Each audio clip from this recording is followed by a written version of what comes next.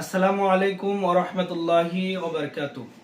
আলহামদুলিল্লাহি রাব্বিল আলামিন ওয়াল আকিবাতু লিল মুত্তাকিন ওয়াস সালাতু ওয়াস সালামু আলা আশরাফিল আমবিয়াই ওয়াল মুরসালিন, আম্মা বা'দ। প্রিয় দর্শক মণ্ডলী, আজকে আপনাদের সম্মুখে একটি গুরুত্বপূর্ণ বিষয় নিয়ে আলোচনা করার জন্য হাজির হয়েছি। ইনশাআল্লাহ আল্লাহ রাব্বুল আলামিন যদি তৌফিক দান করেন, সংক্ষিপ্ত আকারে কিরাত খলফাল ইমাম অর্থাৎ ইমামের পেছনে সূরা ফাতিহা পড়া লাগবে কিনা এই বিষয়ে আলোকপাত করবে ইনশাআল্লাহ। আমরা যদি মনোযোগ সহকারে শ্রবণ করি তাহলে ইনশাআল্লাহ আমরা উপকৃত হব। প্রিয় দর্শক, আসুন যে মুক্তাদি ইমামের পিছনে সূরা ফাতিহা পড়বে কিনা। মুক্তাদি বলা হয় যে ব্যক্তি ইমামের পিছনে নামাজ পড়ে তাকে মুক্তাদি বলা হয়। সর্বপ্রথম কথা হচ্ছে, কোরআন ও হাদিস থেকে স্পষ্ট বোঝা যায় মুক্তাদি ইমামের পিছনে সূরা ফাতিহা পড়বে না, বরং ইমামের কেরাত মুক্তাদির জন্যই যথেষ্ট। ইমামের কেরাতই মুক্তাদির কেরাত, স্পষ্ট কথা, এটা কোরআন হাদিসে বর্ণিত হয়েছে। এবার আসুন আমরা কোরআন ও সুন্নাহ থেকে দলিল দেখি। আল্লাহ রাব্বুল আলামিন কোরআনুল কারীমের মধ্যে ইরশাদ করেছেন, ওয়াইদা কুরিয়াল কুরআনু ফাসতামিউ লাহু ওয়া আনসিতু লাআল্লাকুম তুরহামুন। আল্লাহ রাব্বুল আলামিন বলেন, যখন কোরআন তেলাওয়াত করা হয় তখন তোমরা ফাসতামিউ লাহু ওয়া আনসিতু, তোমরা সেটা মনোযোগ সহকারে শ্রবণ করো এবং চুপ থাকো, লাআল্লাকুম তুরহামুন, যাতে করে তোমাদের উপরে রহমত নাজিল হয়, রহমত প্রাপ্ত হতে পারো। সূরা আরাফ 204 নম্বর আয়াত। আসুন এই আয়াতের তাফসীর দেখি আমরা। হযরত আব্দুল্লাহ ইবনে মাসউদ রাদিয়াল্লাহু তাআলা আনহু, হযরত ইবনে আব্বাস রাদিয়াল্লাহু তাআলা আনহু ও হযরত আবু হুরায়রা রাদিয়াল্লাহু তাআলা আনহু, এই তিনজন বিশ্ববিখ্যাত সাহাবী বলেন যে এই আয়াত নাজিল হয়েছে নামাজ ও খুতবা সম্পর্কিত বিষয়ে। তাফসীর ইবনে কাসির 2 নম্বর খণ্ড 281 নম্বর পৃষ্ঠা। ইমাম বুখারী রহমাতুল্লাহ আলাইহির উস্তাদ ইমাম আহমদ ইবনে হাম্বল রহমাতুল্লাহ আলাইহি বলেন, আজমা আন-নাস আন্না হাযিহিল আয়া ফিস সালাহ। তিনি বলেন এই বিষয়ে সকলেই ঐক্যমত পোষণ করেছে, মানুষের মাঝে এই বিষয়ে ঐক্য রয়েছে যে ওয়াইদা কুরিয়াল কুরআনু ফাসতামিউ লাহু ওয়া আনসিতু লাআল্লাকুম তুরহামুন, এই আয়াত নামাজ সম্পর্কিত বিষয়ে নাজিল হয়েছে। আল মুগনি 1 নম্বর খণ্ড 490 নম্বর পৃষ্ঠা। এবার আসুন আল মুগনির 1 নম্বর খণ্ড 490 নম্বর পৃষ্ঠায় কি বলা হয়েছে। ইমাম যায়েদ ইবনে আসলাম রহমাতুল্লাহ আলাইহি ও আবুল আলিয়া রহমাতুল্লাহ আলাইহি বলেন, কানু ইয়াকরাউনা খালফাল ইমামি ফানাজালাত ওয়াইদা কুরিআল কুরআনু ফাসতামিউ লাহু ওয়া আনসিতু লাআল্লাকুম তুরহামুন। কিছু মানুষ ইমামের পিছনে কিরাত পড়তো, তখন এই বিধান অবতীর্ণ হয়। কোন বিধান? ওয়াইদা কুরিআল কুরআনু ফাসতামিউ লাহু ওয়া আনসিতু লাআল্লাকুম তুরহামুন। যখন তোমাদের সম্মুখে কোরআন তেলাওয়াত করা হয় সেটা তোমরা মনোযোগ দিয়ে শ্রবণ করো এবং চুপ থাকো, যাতে করে তোমরা রহমত প্রাপ্ত হতে পারো। প্রিয় দর্শক, আরেকটি তাফসীর আমরা দেখব, যেটি তাফসীরে ইবনে কাসিরের 2 নম্বর খণ্ডের 280 নম্বর পৃষ্ঠায় এই বিষয়ে আলোচনা করা হয়েছে। সাল্লা ইবনু মাসউদিন রাদিয়াল্লাহু তাআলা আনহু ফাসামিয়া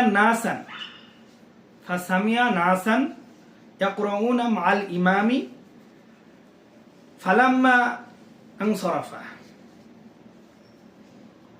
হযরত আব্দুল্লাহ ইবনে মাসউদ রাদিয়াল্লাহু তাআলা আনহু নামাজ পড়ালেন এবং অনুভব করলেন তিনার পিছনে কেউ তিনার সাথে সাথে কিরাত পড়ছেন, সূরা ফাতিহা পড়ছেন। তখন তিনি নামাজ শেষ করলেন। নামাজ শেষ করে তিনি বললেন, তোমাদের কি হয়েছে? আল্লাহ তাআলা এই বিধান নাজিল করেছে, যখন কোরআন তেলাওয়াত করা হয় তখন তোমরা মনোযোগ সহকারে শ্রবণ করো, তোমরা চুপ থাকো, তারপরেও তোমরা কিরাত পড়ছো। তোমরা কখন বুঝবে? তোমাদের কি এখনো বোঝার বয়স হয়নি? বোঝার সময় হয়নি? তাফসীর ইবনে কাসিরের 2 নম্বর খণ্ডের 280 নম্বর পৃষ্ঠায় এই তাফসীরটি এসেছে।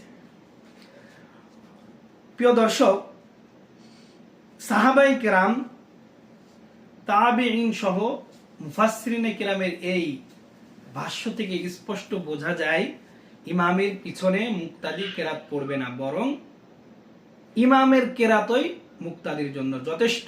মুক্তাদির কেরাত আরেকটি। এবার আসুন আমরা হাদিস দেখব। কোরআন থেকে দেখলাম, কোরআনের তাফসীর দেখলাম, তাবেঈনদের মতামত দেখলাম। এবার আমরা রাসূল কারীম সাল্লাল্লাহু আলাইহি ওয়াসাল্লামের সরাসরি হাদিস থেকে এই বিষয়ে কি এসেছে সে বিষয়টি আমরা দেখব। হযরত আবু হুরায়রা রাদিয়াল্লাহু তাআলা আনহু থেকে বর্ণিত, রাসূল সাল্লাল্লাহু আলাইহি ওয়াসাল্লাম বলেন, ইন্নামা জুইলাল ইমামু লিতাম্মা বিহি ফাইদা কাব্বারা ফাকাব্বিরু ওয়া ইযা ক্বারা ফানসিতু। এই হাদিসের মধ্যে রাসূল কারীম সাল্লাল্লাহু আলাইহি ওয়াসাল্লাম স্পষ্ট ভাবে বলেছেন, জামাতে ইমাম হলো অনুসরণের জন্য। ফাইদা কাব্বারা ফাকাব্বিরু, যখন ইমাম সাহেব তাকবীর দিবে তোমরাও তাকবীর দাও।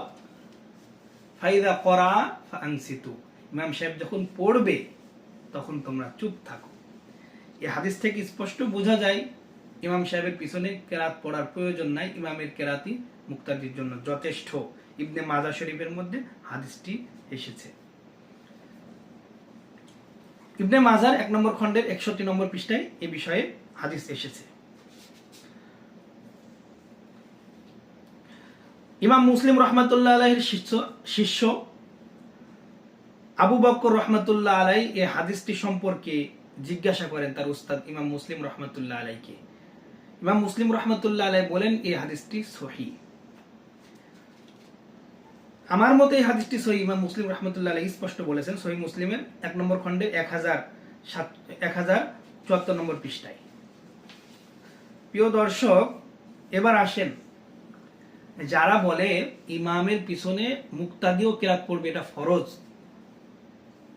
এটা ফরজ, তাদের এই বিষয়ে আমরা বক্তব্য শুনি যে রাসূল কারীম সাল্লাল্লাহু আলাইহি ওয়াসাল্লামের একজন সাহাবী, নাম হলো আবু বাকরাতা। আবু বাকরাতা জামাতে এসে দেখলেন যে নামাজ শুরু হয়ে গেছে। এমন এক সময় আসলেন, তিনি দেখলেন যে নবী সাল্লাল্লাহু আলাইহি ওয়াসাল্লাম রুকুতে আছেন। তিনি কি করলেন, মসজিদের শুরু থেকেই তিনি নিয়ত বেঁধে রুকুতে চলে গেলেন। তিনার এই কর্মকাণ্ড দেখে সাহাবায়ে কেরাম রাসূল সাল্লাল্লাহু আলাইহি ওয়াসাল্লামকে বিষয়টি অবগত করলেন, জানালেন। তখন রাসূল সাল্লাল্লাহু আলাইহি ওয়াসাল্লাম আবু বাকরাকে লক্ষ্য করে বললেন, আল্লাহ তোমার আগ্রহ আরো বাড়িয়ে দিন, তবে এমন আর করো না। অর্থাৎ রাসূল সাল্লাল্লাহু আলাইহি ওয়াসাল্লাম বললেন, কাতারে পৌঁছানোর আগে নামাজ শুরু করো না। ওই সাহাবী মসজিদের কাতারে শুরু হওয়ার পূর্বে তিনি ওখান থেকে নিয়ত বেঁধে আস্তে আস্তে এসেছে। তখন নবীজি বললেন, তোমার আগ্রহ আল্লাহ তাআলা বাড়িয়ে দিক, নামাজের প্রতি তোমার কি আগ্রহ, তবে আগামীতে তুমি আর কাতারে না এসে এমন করো না। দেখেন, যদি কেরাত খলফাল ইমাম, যদি ইমামের পেছনে যদি সূরা ফাতিহা পড়া ফরজ হতো, তাহলে কিন্তু এই সাহাবী আবু বাকরা ইনি কিন্তু সূরা ফাতিহা ইমামের পিছনে এসে পায় নাই, বরং রুকুতে পেয়েছে। যদি ফরজই হতো তখন রাসূল সাল্লাল্লাহু আলাইহি ওয়াসাল্লাম বলতেন, তুমি যেহেতু সূরা ফাতিহা পড়া ফরজ, তুমি তোমার নামাজ হয় নাই, তুমি আবার নামাজ দুহরিয়ে পড়ো। নবীজি তা বলে নাই, বরং উৎসাহ দিয়েছে, বলেছেন যে তোমার আগ্রহ আল্লাহ তাআলা আরো বাড়িয়ে দিন, আগামীতে তুমি আর এমন করবে না, বরং কাতারে এসে তারপরে নিয়ত করবে।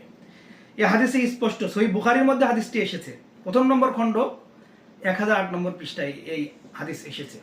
তাহলে স্পষ্ট বোঝা যাচ্ছে ইমামের পেছনে সূরা ফাতিহা পড়া ফরজ নয়। আমাদের যে সমস্ত ভাইরা বলেন যে ইমামের পেছনে সূরা ফাতিহা পড়া লাগবে নতুবা নামাজ হবে না, তারা দলিল পেশ করেন। তারা দলিল দেয় লা সালাতা ইল্লা বিফাতিহাতিল কিতাব, অথবা লা সালাতা লিমান লাম ইয়াকরাউ বিফাতিহাতিল কিতাব। তারা বলেন যে রাসূল সাল্লাল্লাহু আলাইহি ওয়াসাল্লামের হাদিস দ্বারা তারা সাবিত করতে চায়, প্রমাণ করতে চায় যে নবীজি বলেছে সূরা ফাতিহা ছাড়া নামাজ হবে না। তো আমরা বলি এই আয়াত নাজিল হয়েছে মুনফারিদের জন্য, অর্থাৎ যে একা একা নামাজ পড়বে তার জন্য।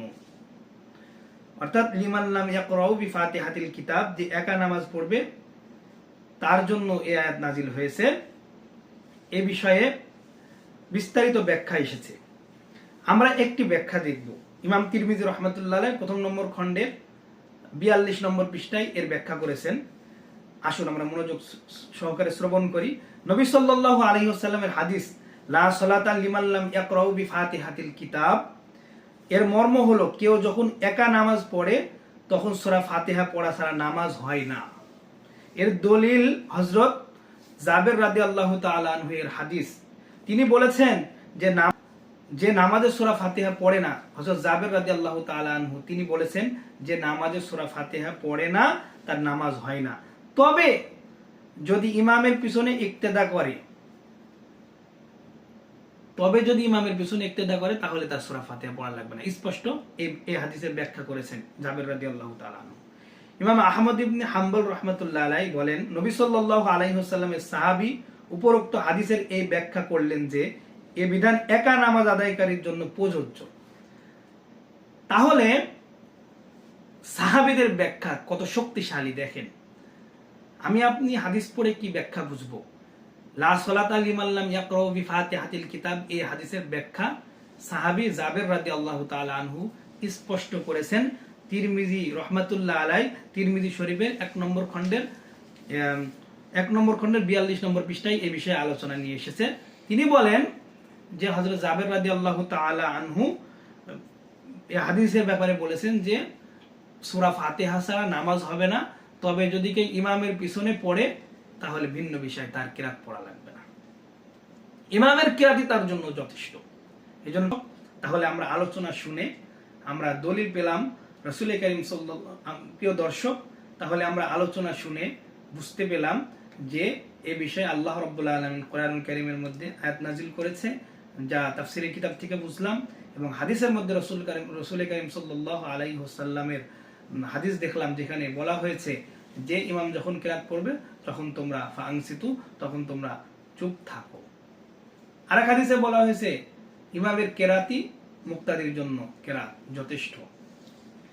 তো কোরআন, তাফসীর ও হাদিস থেকে আমরা স্পষ্ট প্রমাণ পেলাম ইমামের পিছনে সূরা ফাতিহা পড়া লাগবে না, বরং ইমামের সূরা ফাতিহাই মুক্তাদির জন্য যথেষ্ট। আল্লাহ রাব্বুল আলামিন আমাদেরকে সুন্দরভাবে আমল করার তৌফিক দান করেন। আসসালামু আলাইকুম ওয়া রাহমাতুল্লাহি ওয়া বারাকাতুহু।